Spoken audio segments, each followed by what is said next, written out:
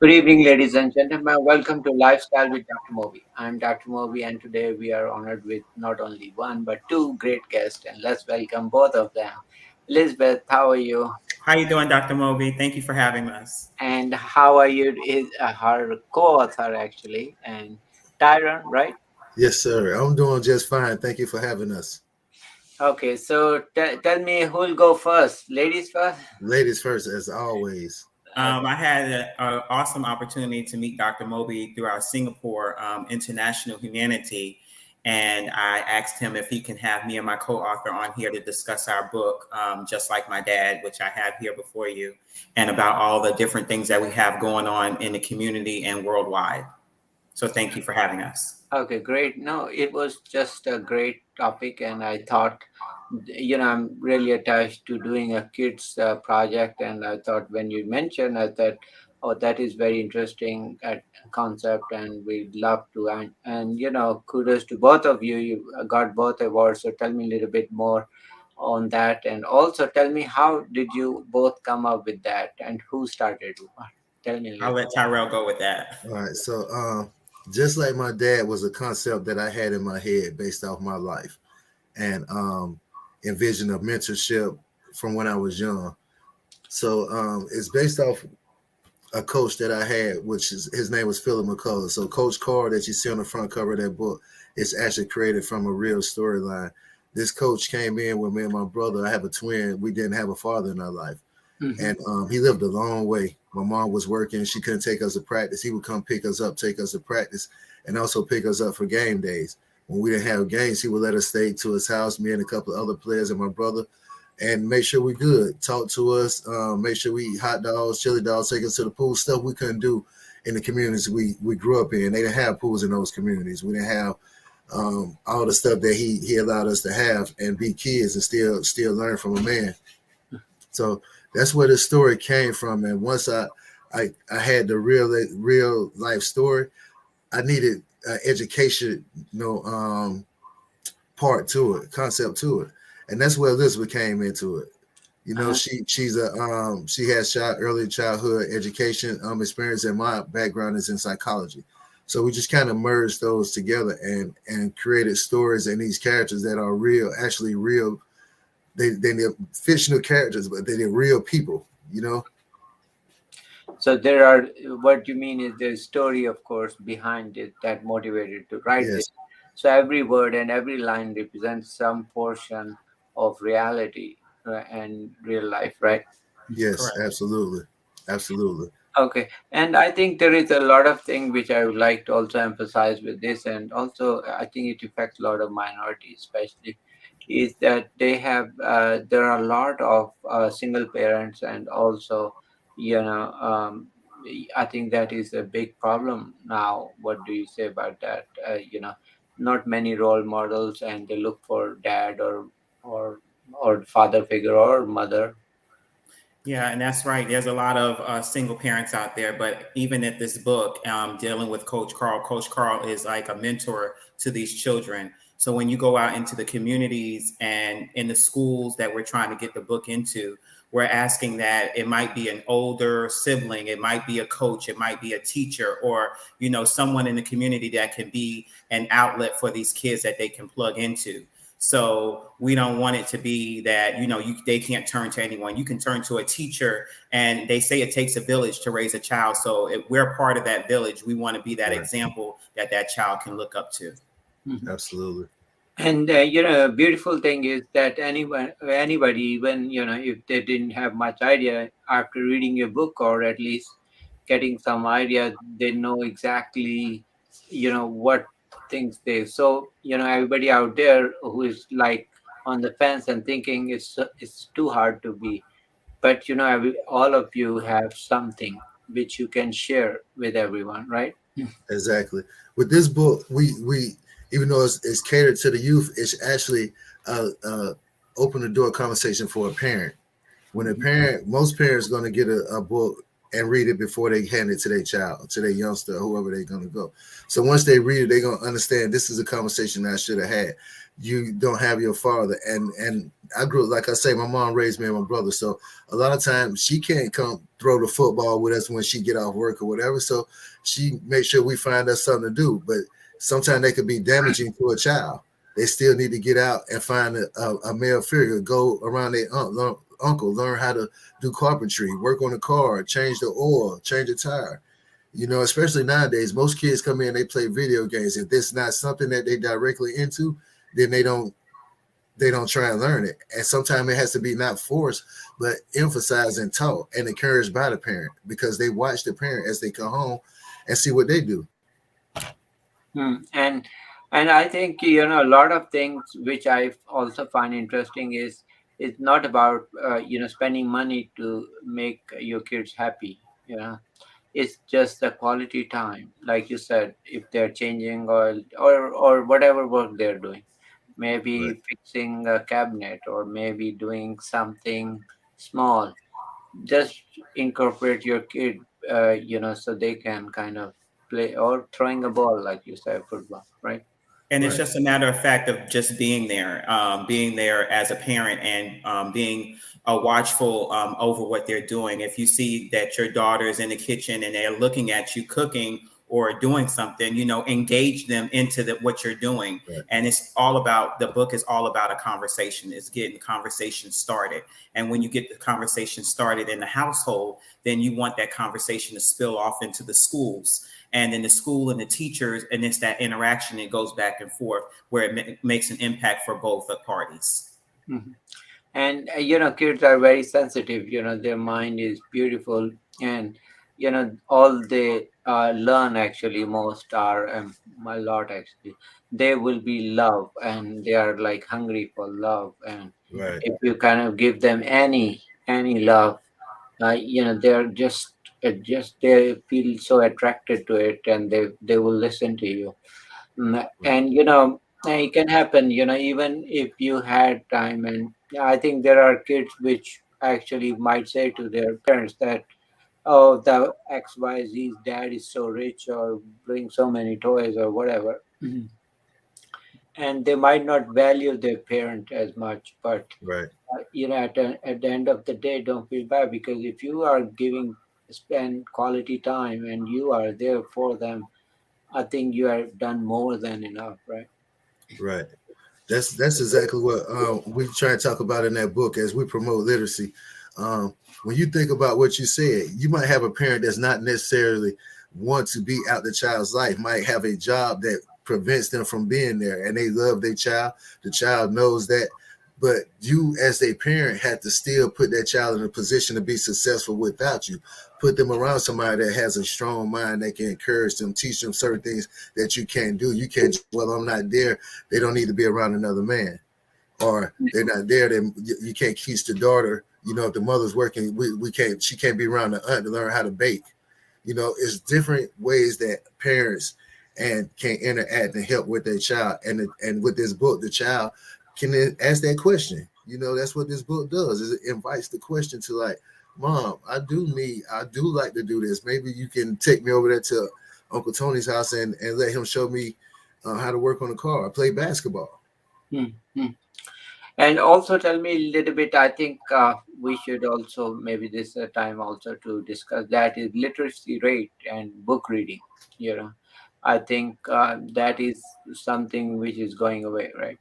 Yes. Yes, it is, and that's why we're inviting it into the school system so they could be a part of the reading. And we've already made contact with several schools and trying to get it as a part of their curriculum, because not the children that don't like, some children don't like to read. We also have this provided in audiobook as well, Hmm. so that it can also get that way. We also have it available in Spanish version, so we can reach another, magnitude of children that may not be able to read the English version. And we also providing a curriculum as well.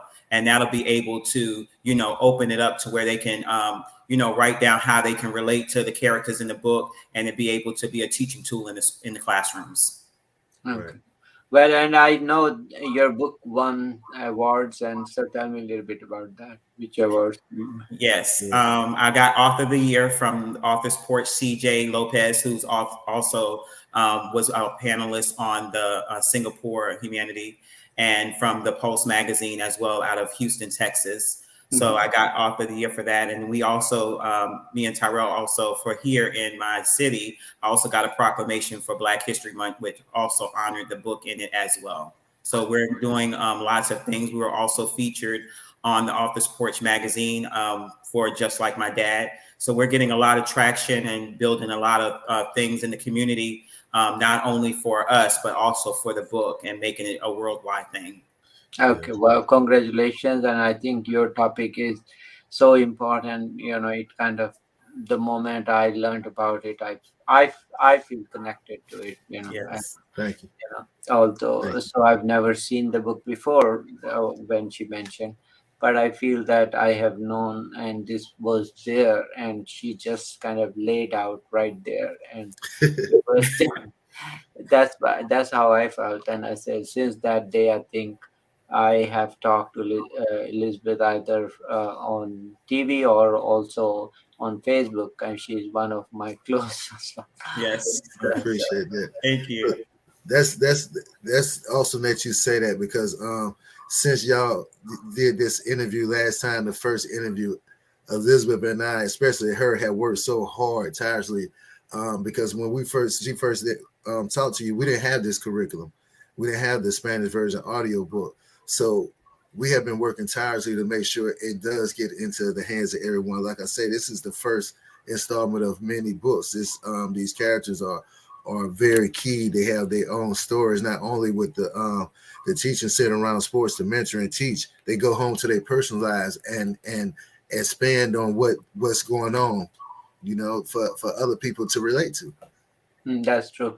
Also, another important aspect is just, overall education percentages in minorities. And I think that's also very important. Very. So tell me a little bit, why do you think there is discrepancy in the education percentages with different, population?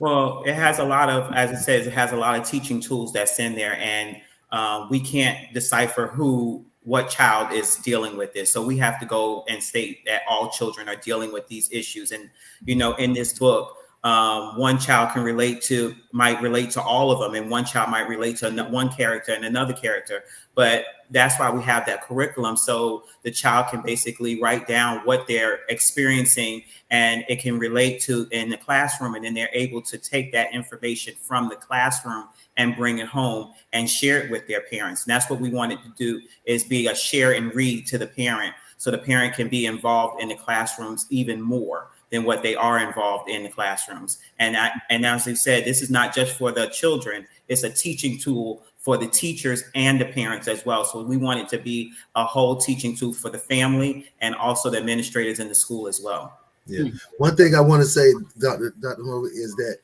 we talk about this book as a teaching and what you can learn from it, but it's a fun book. We want you to know that it is a fun book to read. It's not a book that you're going to read and it's going to be like lesson plan after lesson plan. No, it is a fun read about a coach and his players that have been doing whatever they were doing during the summer, and they sign up for summer baseball, and they start a storyline, and they learn from this guy. They learn from themselves. He shows them themselves, and he sees himself. That's what this story is woven into, and it's fun. It's not dry teaching, but it has so many teaching points in there in every other sentence without it being hammered home on you, that it makes it fun, a good read. And that's absolutely right. We have been invited, as a matter of fact, we've been invited to New Orleans to Tulane University for their Book Fest Family Day.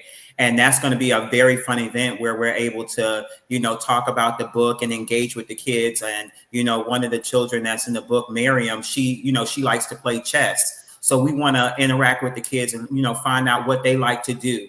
So it's like, as Tyrell was stating, it's not just a book that we want to just say, here, we want you to learn, learn, learn. We want learning to be fun, but we want it to be educational as well. Right. So tell me a little bit about what characters are there in the book. You said one is Miriam. One is Miriam. Yes, Miriam is a character that's in the book, and she is a left-handed child. She likes to play chess, and she likes to engage with her dad in playing chess. So they're playing chess. However, dad is an over-the-road truck driver who, goes away and he has to work. Well, mom is left there, to pick up the pieces and, have to explain why dad is gone and why he's not home. So we have a lot of girls that's dealing with that, and when I go out to the schools and ask, who likes to play chess, they like to play chess. But if dad's at work and mom's left there, they have to play with mom, and they have questions as well. So those questions are questions that we as educators, we as parents, they're going to want to have to, they're asking us, and we're going to have to be able to answer those questions. And so there is these are the main three characters, or there are others? Yeah, Justin is Miriam, Justin, Tyler, and you ever said Desmond, and then Coach Carl. Those are the main characters of the book. Oh, very nice, very nice. And so that is seems to be more realistic, like you said. It relates with everyone, and they can, like coach, you said, if the coaches can throw the ball. So yeah, I mean, this is like every household story. So I think a lot of people can relate to that. So for sure. Yeah, and as we centered it around sports, because that's what children like. They love sports. So if you see on the front cover, we centered it around, sports. So that's what children like to do. So when I go to the schools and I show the kids the book, the first thing, they love the cover. They looking at it, they want to hold the book. So we wanted to be inviting for the students, when they get the book, and they want to take it home and share with others in the community as well. Right. And with sports, you could cover, when you're sitting around sports, you could pretty much cover every topic when it comes to mentoring. You could pray, you could talk to, because most teams pray before the game, whether they're spiritual or not. They put their hands in to come together, show companionship, teamship. They had empathy for someone that make a bad play. It's so much teaching into that, about everything, sitting around sports. So that's what I really love about it. And the story is endless. It's like I say, you can go on and on, get into the household and everything else, and make the story really relatable to a lot of people. And that's the key thing about it. Okay, that's very nice. And I think so it's available on Amazon or other stores. Yes, we have it available on Amazon. It's also available at Barnes & Noble's, Books A Million. We also have it available at our website, which is www.PlaTyMM.com. So that's www.PlaTyMM.com. You can order it on there as well, and on all of the platforms, and you can just visit our website and order it. Okay, very nice. Also, tell me, I know, Tyrell, you mentioned a little bit about your background with psychology, right? Yes. So tell me, what have you seen with COVID? With who? With COVID pandemic, With COVID, it has changed the way that people interact with each other and had an impact, especially with the company and how we move. When I first put this company together, I made sure we travel. You see, we have our shirts. We really dive into the community. We used our own funds and resources and try and get into the community, put the book out there, and not it just be about my dad. It's about teaching kids about responsibility. So we had fun with it, and when that was taken away through COVID protocols and all that, you have to retool and figure out how can we still reach these kids? How can we still reach these communities? And we have done a great job with connecting on a virtual level, and then still doing things on a separate level where she take care of stuff in her city, my city.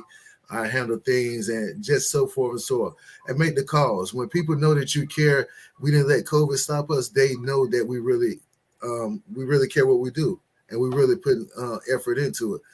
Because a lot of people just stop doing what they're doing. Oh, COVID, I can't travel. I can't reach these kids. They can't pay me to come there, so I'm going to stop. And that's not what we're about. We really want a message to get out there that resonates with everybody, especially the youth. That's definitely key, especially in our environment, in our communities where the education is low, where people are not reading as much, and literacy is shunned upon. Most of the people that comes in our community, a lot of times they see their parents work and they come home, the parents are tired. The parents find something to do. So when a kid comes home from school, he's tired. He's following in the line of what they see their parents doing. He's not going to get a book because he don't see the parent do it. He see the parent go relax and turn the TV on because it's been a long day. So that's what we had to teach the kids and also resonate with the parents. You are being watched no matter how old you think your child is, and that they can make their own decisions. They still are learning. And that is true, you know. And I think it's important now with COVID. I've seen is, there is depression or sadness more in Yes. isolation, social isolation with kids. Have you noticed that it's like really gone up? Yes, just in Atlanta, it has gone up with the youth because those are the ones that have been getting sick lately, and a lot of parents keep their kids at home. And when the kids at home, if you don't have like me, we have a daughter. She'll be 16 this year. She don't have a sibling her age. So guess what?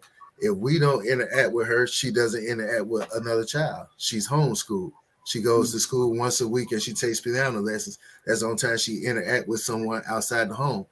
And it's tough on the kid. They didn't have the opportunities we had coming up, being able to go outside at will because it's dangerous or people will come take them. There's so many threats out there that we as parents and mentors or whatever we're going to be, just bystanders, neighbors, we had to take an interest in what's going on in our community. And like you say, with COVID, it has created isolation, depression, and caused mental health, PTSD.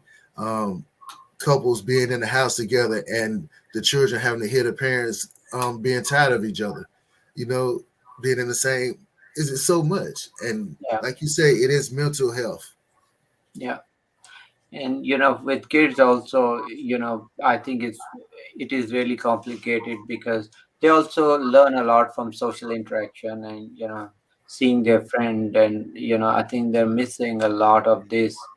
I think that all that interaction because of the classes online was, I'm sure they only thing good thing I can think of, they will hate computers for Yeah. before that we would tell them to go out and play. They say no, no, I will be on computer. Now you tell them be on computer, they say no, I hate that. Yeah, they Yeah. don't want the computer. They're on the phone. But But some of the classes, some of the classrooms that I have visited, there was a time that with COVID going on, they wouldn't allow you to come into the classrooms or in their settings. But now it's starting to open back up a little bit, and I'm starting to engage with the kids, and they're really enjoying and liking the book, and they're wanting to take the book home. So they're, when can I take the book home? When can I, I want to start reading. So it's starting to open back up. And either with COVID or no COVID, we're still going to make sure that the message gets out. That's I like kids are so excited about careers. Like when you tell them that you're a writer or author, they're excited. And if you look at how excited they are when you talk to them as a parent, because I don't have any young ones now like that. But when you think about raising a child or being a teacher or being someone in the neighborhood that sees a young child, you should be enthused that they want to learn. That is not like an adult. You talk to them about something, they got all the answers they don't want to hear. They got all the experience. A child, it'd be like, hey, you just made that paper airplane. You tell them, hey, if you put the wings up this way, it probably go further. They're gonna do it, and yeah, and that's the joy of doing that. yeah, that is true. I mean, their brain is looking for learning, and if you feed them correctly. On the same token, if you tell them wrong thing, also unfortunately they also learn bad things too. So, Yeah, Yeah. but it's our duty to keep them focused and keep guiding them. That's true. Yeah. absolutely. So any final thoughts or message both of you have? Well, my final message is support the project of Just Like My Dad. This is not the end. We just have Just Like My Dad. We're going to be coming out with Just Like My Dad 2, and it's going to be a series that goes on. As we stated, we're getting it in the school systems, but we want it to also be a fun book for everyone, for the family, and we're going to make sure that we get the message out globally and internationally. Okay, very nice. And Good luck to both of you. Thank you. Congratulations, and I wish you the best. Anything we can do to promote, we will do our best to help you. Thank you. So, once again, congratulations to both. And with Thank you. this, check out their website, check out, get this book, and we'll be looking more part two, part three, part four, and so on. Yes. Most Thank you. definitely. Most Right. definitely. Thank Definitely. you. Okay. Thank you, Thank Dr. you Ray. both. Take care. Take care. All right. Have a nice day. You too. Oh,